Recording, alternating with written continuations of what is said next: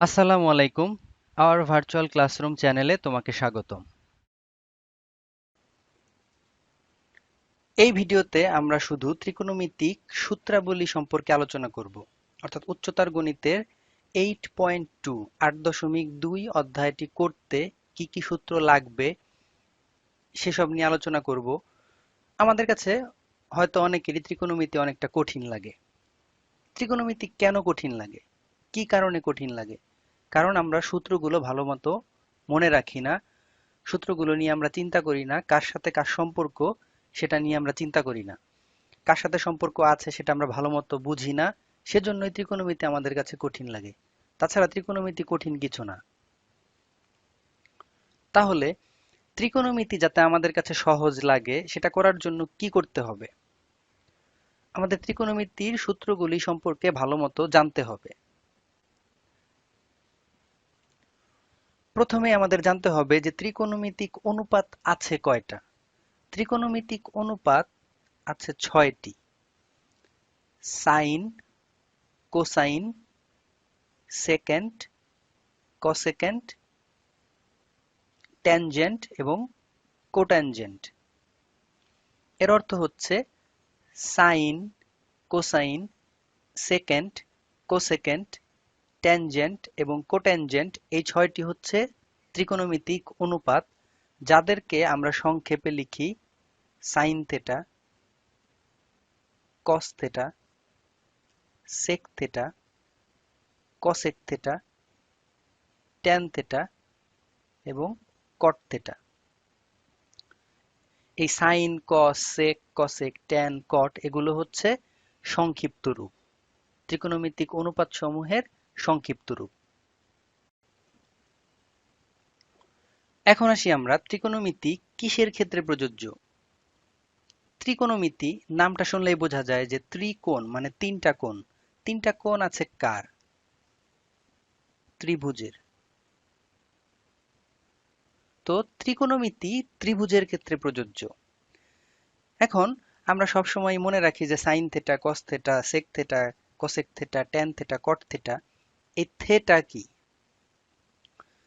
Theta হচ্ছে সূক্ষ্মকোণ, অর্থাৎ 90 ডিগ্রির থেকে ছোট কোণ। তো আমরা যে ত্রিকোণমিতিক অনুপাতগুলো করি সেখানে 90 ডিগ্রির ছোট কোণটা থাকে। আর কোথাও যদি 90 ডিগ্রির ছোট কোণ না থাকে সেখানে আমরা 90 ডিগ্রির ছোট করে নেই, যেটা আমরা দেখব 8.3 এর অর্থাৎ 8.3 এর সূত্র নিয়ে যখন আলোচনা করব। সেখানে আমরা দেখব যে একটা বড় কোণকে কিভাবে সূক্ষ্মকোণে পরিণত করে কাজটা করতে হয়। এখন আমাদের প্রশ্ন আসতে পারে যে কোন কোণটাকে আমরা থেটা ধরবো। এখানে যে চিত্রটি রয়েছে অর্থাৎ পি ও কিউ ত্রিভুজের এই ও বিন্দুতে যে কোণটা উৎপন্ন হয়েছে সেই কোণটাকে থেটা ধরা হয়েছে।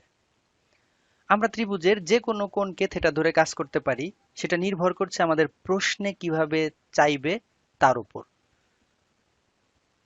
যেমন এখানে যদি আমরা এরকম একটা ত্রিভুজ অঙ্কন করি এবিসি, আমরা এই এ কোণটাকেও থেটা ধরে কাজ করতে পারবো। আমাদের প্রশ্ন আগে দেখতে হবে যে কোনটা নিয়ে কাজ করলে আমাদের সুবিধা হবে। এটা জাজমেন্টের ব্যাপার, প্র্যাকটিসের ব্যাপার। নিজেকে অনেক অনুশীলন করতে হবে এবং প্রশ্ন পড়ে বুঝতে হবে যে কোন বিষয়টা নিয়ে আমাদের কাজ করতে হবে এবং কোন কোনটাকে আমাদের থেটা ধরে কাজ করতে হবে। এখন এখানে একটা জিনিস মনে রাখতে হবে যে সব সময়ই আমরা যে কোনটাকে থেটা ধরবো, থেটা এর বিপরীত বাহু লম্ব হবে। অর্থাৎ থেটা আমি যে কোণকেই ধরি না কেন, থেটা এর বিপরীত বাহু লম্ব হবে। কিন্তু আমাদের কাছে প্রশ্ন আসতে পারে যে আমি যে এ বি সি ত্রিভুজটা অঙ্কন করলাম অথবা পি ও কিউ যে ত্রিভুজটা রয়েছে, এখানে এই সি কোণটাকে কি আমি থেটা ধরতে পারবো বা এই কিউ কোণটাকে কি আমি থেটা ধরতে পারবো? উত্তরটি হচ্ছে না। কারণ থেটা সূক্ষ্মকোণ, সূক্ষ্মকোণ মানে 90 ডিগ্রির থেকে ছোট। এখানে সি কোণ এবং কিউ কোণ এই কোণ দুটি হচ্ছে 90 ডিগ্রি।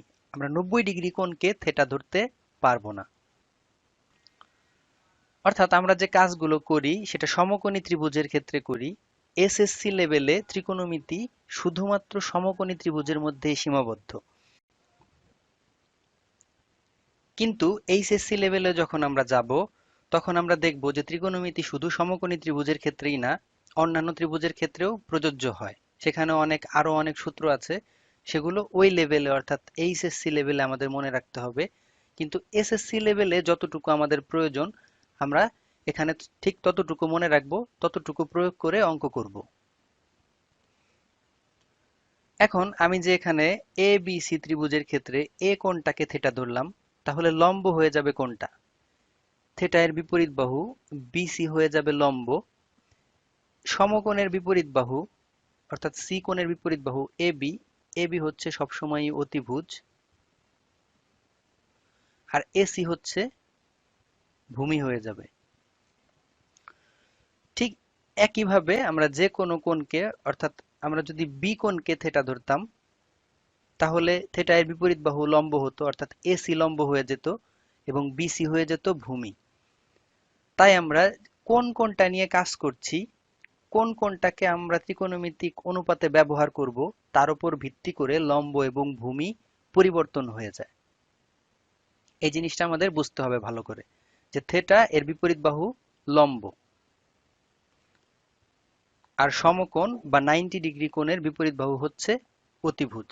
তো লম্ব আর অতিভুজ যখন আমরা বের করতে পারি তখন অটোমেটিক ভূমি বের হয়ে যায়। এখন আমরা দেখব যে কোন ত্রিকোণমিতিক অনুপাতের সাথে কার সম্পর্ক, অর্থাৎ লম্ব, ভূমি, অতিভুজ এগুলোর মধ্যে কার সাথে কার সম্পর্ক, সেটা আমাদের ভালো করে মনে রাখতে হবে। আমরা যদি প্রথমেই লক্ষ্য করি, সাইন থিটা সমান হচ্ছে লম্ব বাই অতিভুজ। এটা মনে রাখার আমরা একটা ছন্দ ব্যবহার করতাম, যে সাগরে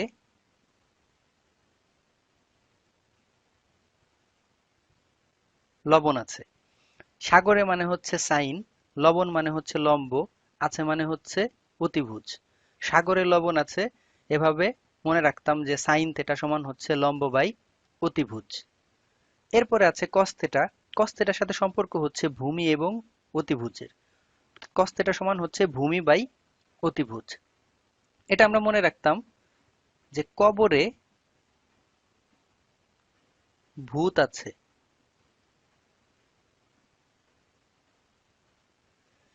কবরে হচ্ছে কস, ভূত হচ্ছে ভূমি এবং আছে মানে হচ্ছে অতিভুজ। তাহলে কবরে ভূত আছে, এটা দিয়ে আমরা মনে রাখতাম কস থিটা সমান হচ্ছে ভূমি বাই অতিভুজ। ট্যান থিটার সাথে সম্পর্ক হচ্ছে লম্ব এবং ভূমির, এটাকে আমরা মনে রাখতাম ট্যাপা লম্বা ভূত, অর্থাৎ ট্যান থিটা সমান লম্ব বাই ভূমি। তোমরা যারা ক্লাস 9, ক্লাস 10, এসএসসি এর শিক্ষার্থী তারা চাইলে আমাদের পেইড অনলাইন ব্যাচে যুক্ত হতে পারো। ব্যাচে সিলেবাসের ওপর সৃজনশীল ও এমসিকিউ সমাধান করা হয়, প্রতি অধ্যায় শেষ করে অনলাইনে পরীক্ষা নেওয়া হয়। বিস্তারিত জানতে এই ভিডিওর ডেসক্রিপশনে দেখো। এভাবে মনে রাখলে কসেক থিটা, সেক থিটা এবং কট থিটা এগুলো মনে রাখা খুবই সহজ, কারণ কসেক হচ্ছে 1 বাই সাইন অর্থাৎ সাইনের বিপরীত রাশি, সেক হচ্ছে 1 বাই কস অর্থাৎ কসের বিপরীত রাশি, কট হচ্ছে 1 বাই ট্যান অর্থাৎ ট্যানের বিপরীত রাশি। তাই কোসেক থিটা এটা যদি 1 বাই সাইন হয় অর্থাৎ সাইনের বিপরীত যদি আমি করি তাহলে হয়ে যাবে অতিভুজ বাই লম্ব। কস এটা হচ্ছে ভূমি বাই অতিভুজ, আর সেক হচ্ছে 1 বাই কস মানে কসের বিপরীত রাশি, কসকে উল্টে দিলে হয়ে যাবে অতিভুজ বাই ভূমি অর্থাৎ সেক সমান হচ্ছে অতিভুজ বাই ভূমি। আবার কট হচ্ছে 1 বাই ট্যান আর ট্যান হচ্ছে লম্ব বাই ভূমি। তো 1 বাই ট্যান মানে ট্যানের বিপরীত রাশি, ট্যানের বিপরীত রাশি যখন আমি করব অর্থাৎ ট্যানকে যখন উল্টে দেব তখন কট সমান হবে ভূমি বাই লম্ব। এই সম্পর্কগুলো আমাদের সব সময়ই মনে রাখতে হবে। এই সম্পর্ক ভুলে গেলেই অঙ্ক করতে সমস্যা, ত্রিকোণমিতি কঠিন। তো ত্রিকোণমিতি সহজ করার জন্য প্রত্যেকটা সূত্র, প্রত্যেকটা সম্পর্ক ভালো মতো মনে রাখতে হবে। এতক্ষণ আমরা যেটা দেখলাম সেটা হচ্ছে একটা সমকোণী ত্রিভুজের লম্ব, ভূমি এবং অতিভুজের সাথে কার কার সম্পর্ক কি সেটা। এখন আমরা দেখব যে একটা ত্রিকোণমিতিক অনুপাতের সাথে অন্য আরেকটা ত্রিকোণমিতিক অনুপাতের কি সম্পর্ক রয়েছে। তো ত্রিকোণমিতিক অনুপাতগুলোর পারস্পরিক সম্পর্ক, অর্থাৎ পরস্পরের মধ্যে একজন আরেকজনের সাথে কি সম্পর্ক সেটা আমরা দেখেছি। সাইন থিটা সমান হচ্ছে লম্ব বাই অতিভুজ, আবার কসেক থিটা সমান হচ্ছে অতিভুজ বাই লম্ব। এটাকে আমরা উল্টে দিলে, অতিভুজ বাই লম্বকে যদি উল্টে দেই তাহলে 1 এর সাথে লম্ব বাই অতিভুজ অর্থাৎ ভাগ আকারে আসে, অর্থাৎ কসেক থিটা সমান আসে 1 বাই সাইন থিটা। তাই সূত্রটি হচ্ছে সাইন থিটা সমান 1 বাই কসেক থিটা এবং কসেক থিটা সমান 1 বাই সাইন থিটা। আবার কস থিটা এটা সমান হচ্ছে ভূমি বাই অতিভুজ, আর সেক থিটা সমান হচ্ছে অতিভুজ বাই ভূমি। অতিভুজ বাই ভূমি এটা যদি আমরা 1 এর সাথে ভাগ আকারে লিখি তাহলে আমরা পাবো 1 বাই ভূমি বাই অতিভুজ, আর ভূমি বাই অতিভুজ হচ্ছে কস, তাই সেক থিটা সমান হচ্ছে 1 বাই কস থিটা। তাই সম্পর্কটি হচ্ছে কস থিটা সমান হচ্ছে 1 বাই সেক থিটা এবং সেক থিটা সমান হচ্ছে 1 বাই কস থিটা। একইভাবে ট্যান থিটা সমান হচ্ছে 1 বাই কট থিটা এবং কট থিটা সমান হচ্ছে 1 বাই ট্যান থিটা। এই সম্পর্কগুলো যে 6টা সম্পর্ক, এই 6টা সম্পর্ক খুব ভালো মতো মনে রাখতে হবে।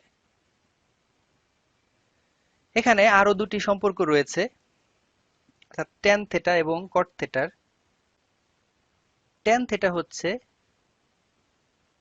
Sign theta by cos theta এবং কট থিটা হচ্ছে cos theta by sine theta. অর্থাৎ আমাদের টোটাল সম্পর্ক হলো 8টি। এই 8টি সম্পর্ক খুবই ভালো মতো মনে রাখতে হবে, তাহলে আমরা অঙ্ক করার সময় কোন ত্রিকোণমিতিক অনুপাত থেকে, অর্থাৎ সাইন থিটা থেকে আমি কস থিটায় যাব, না সাইন থিটা থেকে ট্যান থিটায় যাব, না সেক থিটা থেকে ট্যান থিটায় যাব, না সেক থিটা থেকে কট থিটায় যাব, কোন থিটায় আমার যেতে হবে সেটা এই সম্পর্কগুলোর উপর নির্ভর করে। আমি যদি দেখি তাহলে সাইনের সাথে সেক থিটার সরাসরি কোনো সম্পর্ক নেই, আবার কস থিটার সাথে কসেক থিটার সরাসরি কোনো সম্পর্ক নেই। তো কার সাথে কার সরাসরি সম্পর্ক আছে, কার সাথে কার সরাসরি সম্পর্ক নেই, এগুলো আমাদের খুবই ভালো মতো বুঝতে হবে। এজন্য এই সূত্রগুলো মনে রাখার, সূত্রগুলো মুখস্থ থাকার, সূত্রগুলো জানার কোনো বিকল্প নেই। তো কখনো যদি কোনো অঙ্কে আসে যে সেক থিটা আমাদের কাছে দেওয়া আছে কিন্তু আমাদের মান বের করতে বলেছে ট্যান থিটার, তো আমরা যদি লক্ষ্য করি সেক থিটার সাথে ট্যান থিটার কোনো সরাসরি সম্পর্ক নেই। আমরা যতদূর পর্যন্ত এখানে পড়লাম সেখানে সেক থিটার সাথে ট্যান থিটার কোনো সরাসরি সম্পর্ক নেই। আবার সাইন থিটার সাথে কস থিটার সরাসরি সম্পর্ক নেই, কট থিটার সাথে কসেক থিটার সরাসরি সম্পর্ক নেই। তো এভাবে সরাসরি সম্পর্ক নেই যখন, সেই ক্ষেত্রে যদি আমাদের কাছে প্রশ্ন আসে যে সরাসরি সম্পর্ক নেই কিন্তু আমাদের মানগুলো বের করতে হবে, তখন আমরা কি করব? ওই ক্ষেত্রেও সূত্র আছে, আরো কিছু সূত্র আমাদের মনে রাখতে হবে। সেগুলো হচ্ছে ত্রিকোণমিতিক অনুপাত সংক্রান্ত এই অভেদাবলী।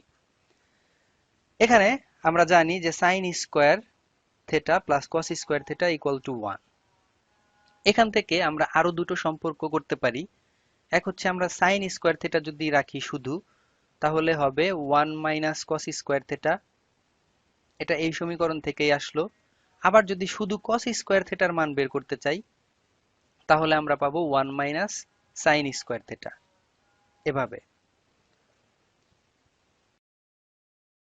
এই ভিডিওটি দেখে তুমি যদি উপকৃত হয়ে থাকো তাহলে আমাদের চ্যানেলটি সাবস্ক্রাইব করো, পাশে থাকা বেল আইকনটিকে অন করে দাও যেন নতুন ভিডিও দেওয়ার সাথে সাথে তোমরা সেই ভিডিওটি সবার আগে পেয়ে যাও। এই ভিডিওটি ভালো লাগলে লাইক করো, বন্ধুদের সাথে শেয়ার করো এবং কমেন্ট করে জানাও। আর এই অধ্যায়ের সবগুলো ভিডিওর লিংক এই ভিডিওর ডেসক্রিপশনে দেওয়া আছে।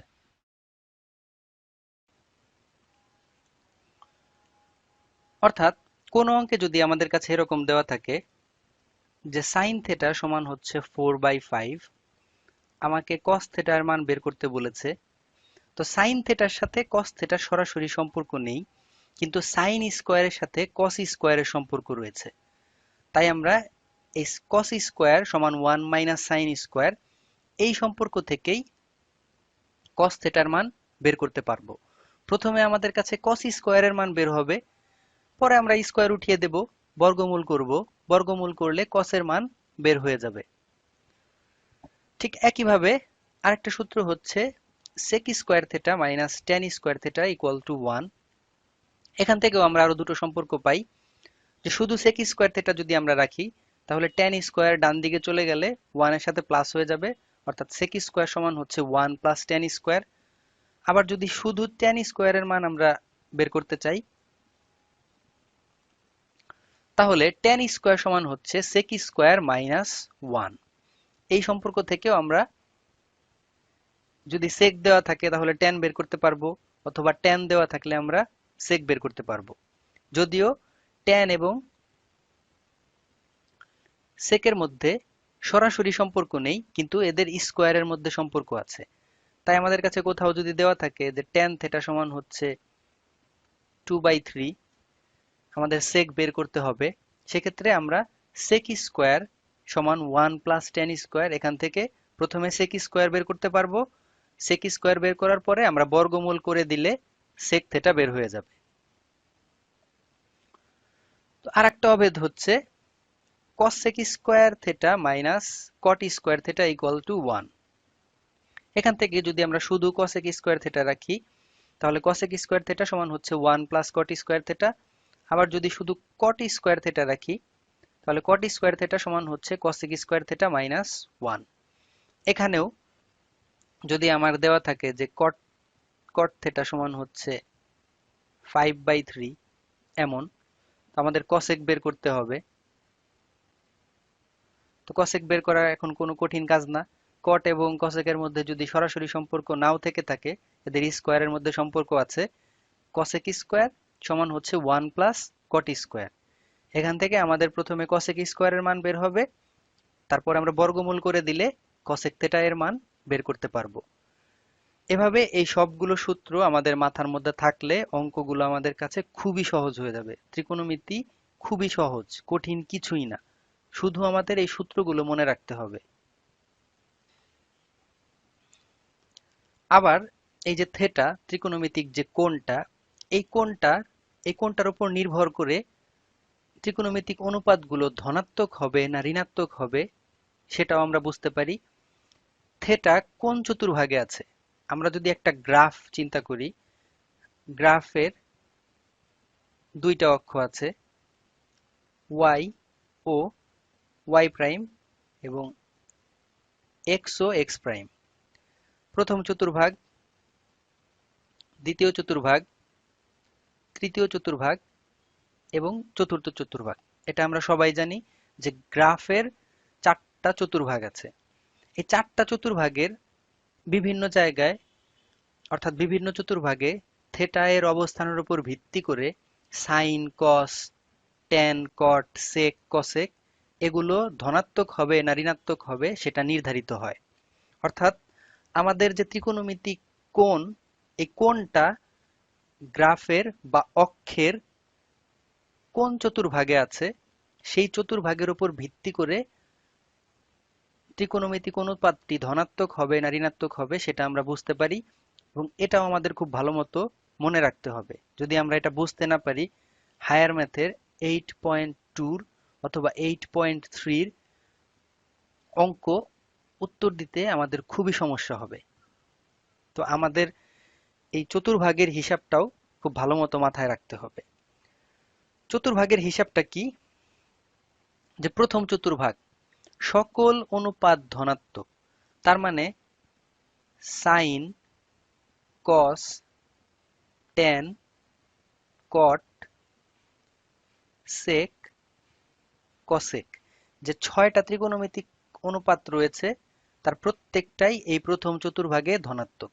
আর প্রথম চতুর্ভাগের ব্যবধিটা কোথা থেকে কোথা পর্যন্ত, বা পরিধিটা কোথা থেকে কোথা পর্যন্ত? 0 ডিগ্রি থেকে 90 ডিগ্রি পর্যন্ত। অর্থাৎ প্রথম চতুর্ভাগ 0 ডিগ্রি থেকে 90 ডিগ্রি পর্যন্ত বিস্তৃত। তাহলে দ্বিতীয় চতুর্ভাগে হচ্ছে সাইন এবং কসেক ধনাত্মক। সাইন এবং কসেক ধনাত্মক, তার মানে বাকি 4টি ঋণাত্মক। অর্থাৎ কস, ট্যান, কট এবং সেক, এই 4টি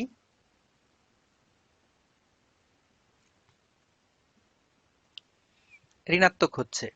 অর্থাৎ সাইন এবং কসেক বাদে বাকি 4টি ত্রিকোণমিতিক অনুপাত দ্বিতীয় চতুর্ভাগে ঋণাত্মক।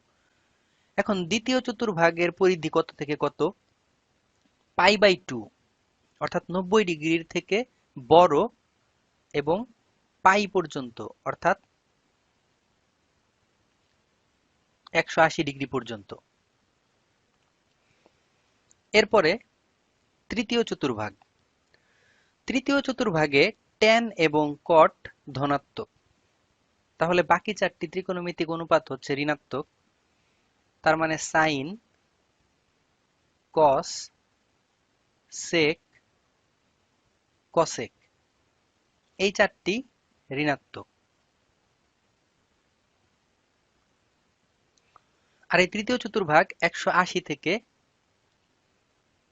3π/2 মানে 270 ডিগ্রি পর্যন্ত বিস্তৃত। আবার চতুর্থ চতুর্ভাগ, এই চতুর্থ চতুর্ভাগে কস এবং সেক হচ্ছে ধনাত্মক। তার মানে সাইন, ট্যান, কট এবং কসেক, এই 4টি ত্রিকোণমিতিক অনুপাত চতুর্থ চতুর্ভাগে ঋণাত্মক হবে। আর চতুর্থ চতুর্ভাগ হচ্ছে 270 ডিগ্রি থেকে 360, অর্থাৎ 2π হচ্ছে 360। এই 3π/2 থেকে 2π পর্যন্ত বিস্তৃত। এগুলো আমাদের খুব ভালো মতো মনে রাখতে হবে, তা না হলে আমরা অঙ্কতে ঠিক মতো মান বসাতে পারবো না, এবং ঠিক মতো মান বসাতে না পারলে অঙ্ক হবে না। আর এই কারণে অঙ্ক কঠিন লাগবে। তো অঙ্ক শুরু করার আগে আমাদের এই সবগুলো সূত্র, সবগুলো নিয়ম কানুন ভালো মতো মাথায় রাখতে হবে। তোমরা যারা ক্লাস 9, ক্লাস 10, এসএসসি এর শিক্ষার্থী, তারা চাইলে আমাদের পেইড অনলাইন ব্যাচে যুক্ত হতে পারো। ব্যাচে সিলেবাসের ওপর সৃজনশীল ও এমসিকিউ সমাধান করা হয়। প্রতি অধ্যায় শেষ করে অনলাইনে পরীক্ষা নেওয়া হয়। বিস্তারিত জানতে এই ভিডিওর ডেসক্রিপশনে দেখো। এখন আমরা থেটা এর বিভিন্ন মানের জন্য সাইন, কস, ট্যান, তারপরে কট, সেক এবং কসেক, এই থেটাগুলোর মান কত হবে সেটা আমরা দেখব। এই মানগুলো অনেকেই মুখস্থ করতে চায়, অনেকেই মনে রাখতে চায়, কিন্তু সহজে মনে রাখতে পারে না, ভুলে যায়, কিংবা ক্যালকুলেটর ব্যবহার করে মানগুলো নির্ণয় করে। কিন্তু একটা কথা মাথায় রাখতে হবে, জীবনের সব ক্ষেত্রে আমি ক্যালকুলেটর ব্যবহার করতে পারবো না। আমি যদি ইউনিভার্সিটির ভর্তি পরীক্ষার কথাই চিন্তা করি, এখন সেখানে ক্যালকুলেটর নিতে দেয় না। তো সব ক্ষেত্রে ক্যালকুলেটরের উপর ডিপেন্ডেন্ট হলে চলবে না, নিজের মাথায়ও কিছু রাখতে হবে, টেকনিকটা জানতে হবে, কিভাবে কি বের করা যায় সেটা বুঝতে হবে। আমি পার্সোনালি কখনো কোনোদিন এই সাইন, কস, ট্যান এর কত ডিগ্রির মান কত এটা ক্যালকুলেটরে বের করিনি। আমি শুধু একটা জিনিস মনে রেখেছি, সাইনের ক্ষেত্রে এই ত্রিকোণমিতিক অনুপাতগুলো কত ডিগ্রির মান কত, অর্থাৎ সাইন কত ডিগ্রির মান কত, এটা যদি কেউ জানে তাহলে সে বাকি 6টা মানে বাকি পাঁচটা ত্রিকোণমিতিক অনুপাতের মান বের করতে পারবে। অর্থাৎ আমি যদি শুধু সাইন জানি তাহলে আমি কস, ট্যান, কট, সেক এবং কসেক এগুলো আমার মাথায় বের করতে পারবো। আমার ক্যালকুলেটরের প্রয়োজন নেই। এবং এই এই সকল ক্ষেত্রে, এই সকল অঙ্কের ক্ষেত্রে, সিম্পল অঙ্ক যেগুলো, এগুলোর ক্ষেত্রে ক্যালকুলেটরের ব্যবহার বর্জন করতে হবে। কারণ ক্যালকুলেটর ব্যবহার করতে যে সময়টা লাগে তার আগে আমি মাথায় কাজ করে বের করতে পারবো।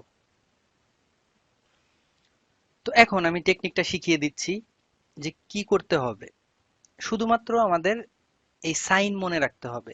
সাইন 0 ডিগ্রি সমান হচ্ছে 0, সাইন π/6 মানে 30 ডিগ্রি, এটা হচ্ছে 1/2, সাইন π/4 মানে 45 ডিগ্রি, সাইন 45 ডিগ্রি মানে হচ্ছে 1/√2, সাইন π/3 মানে সাইন 60 ডিগ্রি, সাইন 60 ডিগ্রি হচ্ছে √3/2, এবং সাইন π/2 মানে সাইন 90 ডিগ্রি, সাইন 90 ডিগ্রির মান হচ্ছে 1। এখন আমরা খুব সহজেই cos এর মানগুলো বের করতে পারবো। অর্থাৎ cos 0 ডিগ্রির মান কত হবে, সাইনের উল্টো দিকে যাব আমরা। অর্থাৎ সাইনের সবার শেষে যেটা আমরা পেয়েছিলাম সেটা হয়ে যাবে cos এর সবার আগে। অর্থাৎ সাইন 90 ডিগ্রির মান পেয়েছিলাম 1, সেই 1টা হয়ে যাবে cos 0 ডিগ্রির ক্ষেত্রে, অর্থাৎ 1। এরপরে সাইনের যেগুলো আমরা পেয়েছিলাম উল্টো দিক থেকে সেটা লিখে যাব, অর্থাৎ √3/2, 1/√2, 1/2, 0। এভাবে আমরা cos এর ক্ষেত্রে কোন কোণের মান কত, অর্থাৎ কত ডিগ্রির মান কত সেটা বের করতে পারলাম। এরপর আসছে tan। tan সমান কি? tan সমান হচ্ছে sin বাই cos। অর্থাৎ sin কে cos দ্বারা ভাগ করলে tan পাওয়া যাবে। এর অর্থ হচ্ছে 0 কে 1 দ্বারা ভাগ করলে হবে 0, হাফ কে √3/2 এটা দ্বারা ভাগ করলে উল্টে যাবে, অর্থাৎ আমরা গুণ করে দিলে 2 চলে যাবে উপরে, √3 চলে যাবে নিচে, তাই tan 30 ডিগ্রির মান হবে 1/√3। 1/2 কে √3/2 দ্বারা ভাগ করলে ফলটি হবে 1/√3। 2 কাটাকাটি হয়ে যাবে, কারণ ভাগের ক্ষেত্রে আমরা যখন গুণ করে দেব তখন উল্টে যাবে, অর্থাৎ 2 উপরে চলে যাবে, √3 নিচে চলে যাবে, তখন 2 কাটা যাবে আর 1/√3 থেকে যাবে। tan 45 ডিগ্রি, এটা হচ্ছে 1/√2 ডিভাইডেড 1/√2, মানে একই সংখ্যাকে ভাগ করা, ফলটা হবে 1। tan 60 ডিগ্রি, এটা হচ্ছে √3/2, তাকে আমরা ভাগ করব 1/2 দ্বারা, অর্থাৎ √3/2 ডিভাইডেড 1/2। এই ডিভাইডেডকে যদি আমি গুণ করে দেই তাহলে 2/1 হয়ে যাবে, অর্থাৎ 2 কাটা যাবে, থেকে যাবে শুধু √3। 90 ডিগ্রি, tan 90 ডিগ্রি সমান 1/0। যে কোনো সংখ্যাকে 0 বা 0 দ্বারা ভাগ করলে ফলটি হবে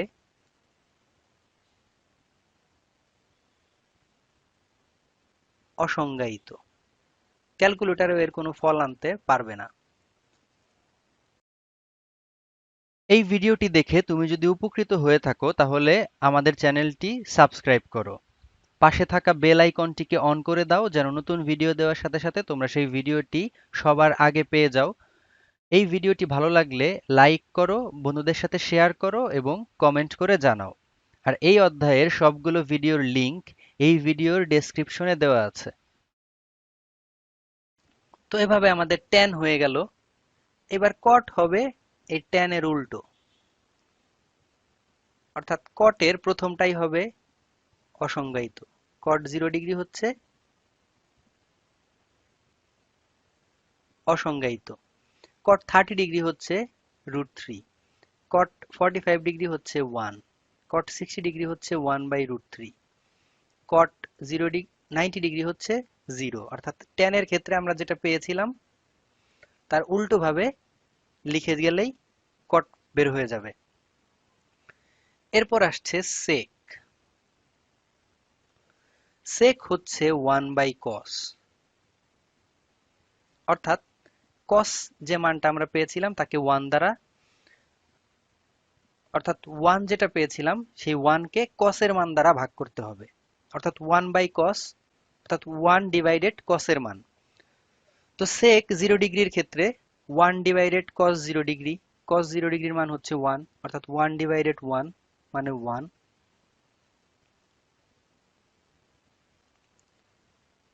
sec 30 ডিগ্রি, sec 30 ডিগ্রির বেলায় হবে 1/√3/2, তার মানে উল্টে গেলে হয়ে যাবে 2/√3। sec 45 ডিগ্রি, এটা হচ্ছে 1/1/√2, উল্টে গেলে হয়ে যাবে শুধু √2। sec 60 ডিগ্রি, অর্থাৎ 1/1/2, উল্টে গেলে হয়ে যাবে শুধু 2। sec 90 ডিগ্রি, এটা হচ্ছে 1/0, 1/0 মানে হচ্ছে অসংজ্ঞায়িত।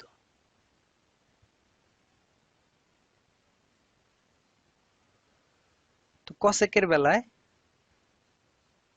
cosec এর ক্ষেত্রে হচ্ছে এই sec এর উল্টো, অর্থাৎ প্রথমেই অসংজ্ঞায়িত,